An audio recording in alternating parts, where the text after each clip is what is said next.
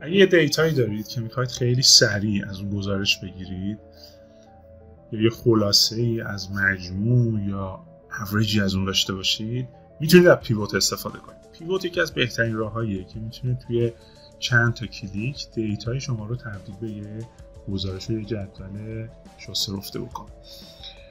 چه دیتاهاتون توی اکسل باشه چه توی گوگل شیت فرقی نمیکنه. من اینجا از گوگل شیت استفاده کردم. یه دیتای نمونه اینجا داریم که گزارش فروش رو بر اساس تاریخ و نوع محصول و کاتگوری محصول، همچنین تعدادش و نهایتاً قیمت کلیش رو اینجا برامون میاره. توی گوگل شیت من به قسمت اینسرت میرم و پیوت تیبل رو میزنم. خودش به صورت خودکار تا جایی که دیتا هست رو به عنوان رنج انتخاب کرده. اینو میتونم تغییر بدم اگه خواستم رکورد جدیدی این پایین اضافه بکنم یا در آینده بخوام اطلاعاتی وارد کنم، میتونم این رو به جای F32 توی سطرهای پایین‌تر قرار بدم. بعد از اون اینجا مشخص میکنیم که این پیوت تیبل رو کجا برامون ایجاد کنه. میتونیم توی یک شیتی که از قبل ایجاد شده بذاریم و آدرس شیت رو بهش بدیم مثل همینجا، یا اینکه من انتخاب میکنم که توی یک شیت جدید برام پیوت تیبل رو ایجاد کنم. کرییتو که میزنیم یه جدول خالی اینجا برامون میاره از سطر و ستون و این طرف سمت راست ادیتور پیوت تیبل رو داریم.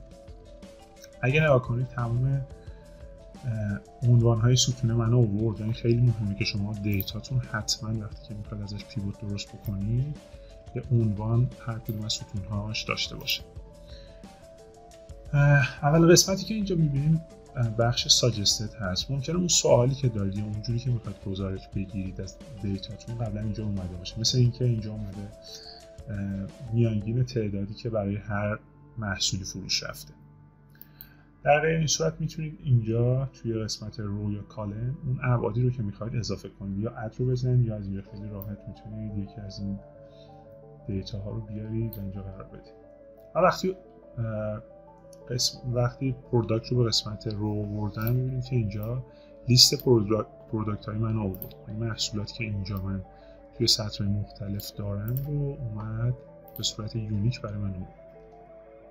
حالا کاری که میتونم بکنم اینه که مثلا میخوام تعدادی که فروش رفته رو ببینم. برای این میام quantity sold رو توی value قرار میدم.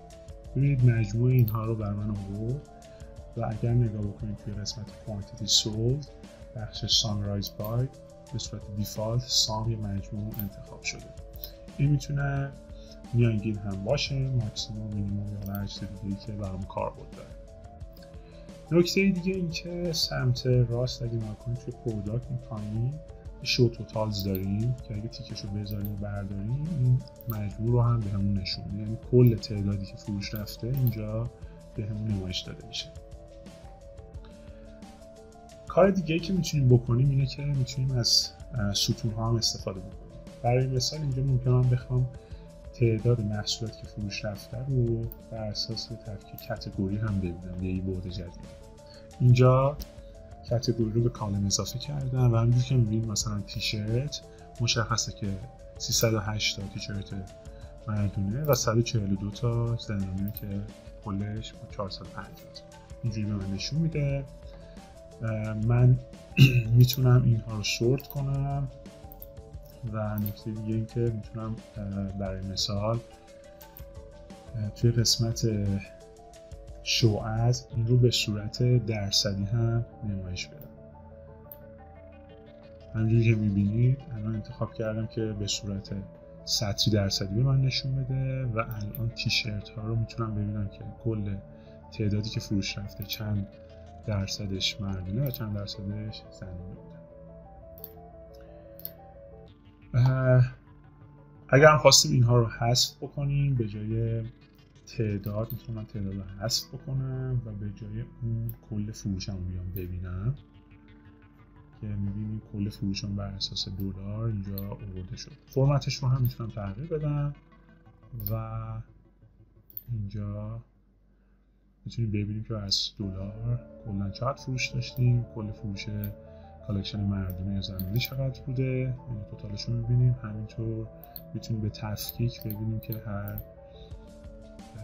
پروداکت چقدر فروش رفته و نکته آخر بخش فیلتر. از فیلتر هم میتونم استفاده بکنم. اینجا میتونم فیلتر کنم که یه تاریخ خاص رو به من نشون بده، یا حالا هر کدوم از ستون ها رو میتونم به عنوان فیلتر داشته باشم. مثلا اگه من پروداکت رو بزنم میتونم بیام بگم که کلیر آل رو میتونم بگم شلوار جین رو و تیشرت ها رو فقط به من نشون بده. اینی که اینها رو به من نشون میده به تفریق، به اضافه اینکه جمعشون رو هم بازی میکنم داریم. اگر که فیلتر نخواستیم اینو حذف کنیم.